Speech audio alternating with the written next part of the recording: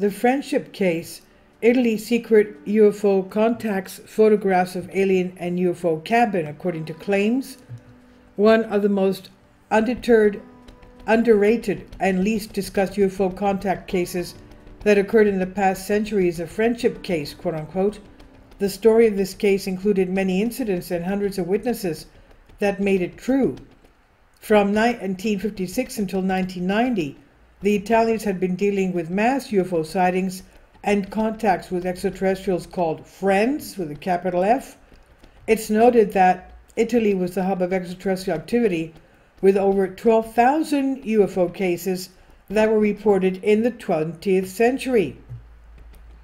According to an aerospace expert and journalist, Dr. Roberto Pinotti, it all began in 1956, when some Italians were involved in regular contact with human-like entities, friends, that arrived on Earth to help mankind, he says.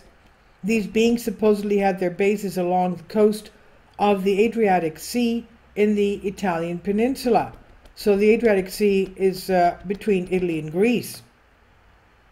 Now, writer Nicola Duper claimed that he himself was involved in the contact with those beings and had a face-to-face meeting with them. According to him, the human-like extraterrestrials had come to Earth from the Milky Way and other galaxies, located thousands of light years away. He wrote that the beings lived in underground bases along the Adriatic coast at a depth of about 20 kilometers.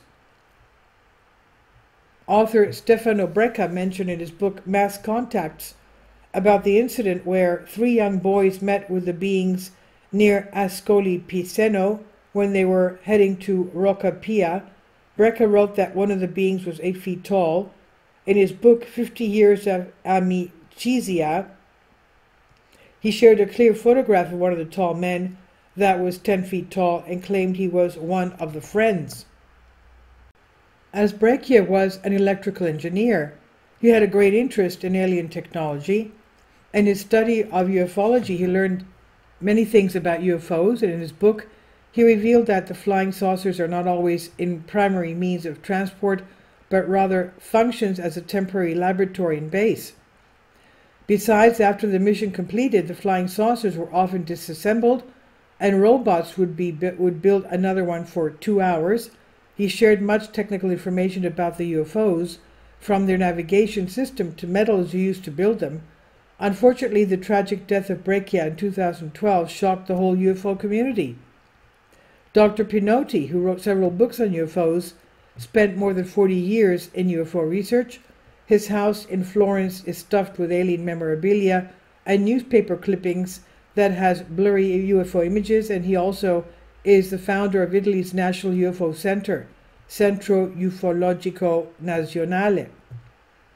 In the fall of 2017, he shocked everyone by publishing photographs of an alien wearing dark shades and a control cabin of UFO in his book, UFO Contacts in Italy. He claimed the photographs had been taken by 2 men who saw a flying saucer that landed in Francavilla, Italy, on the Adriatic coast in 1957.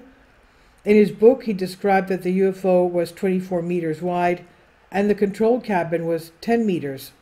He said you can see inside the cockpit with seating, control panels, and other objects. He added that 8 of these photographs were first published by the Italian consul Alberto Perego in his book Sono extraterrestri in 1958, but they were never published outside Italy. Philip Mantle, former MUFON representative for England, called the alleged photographs neither fake nor authentic.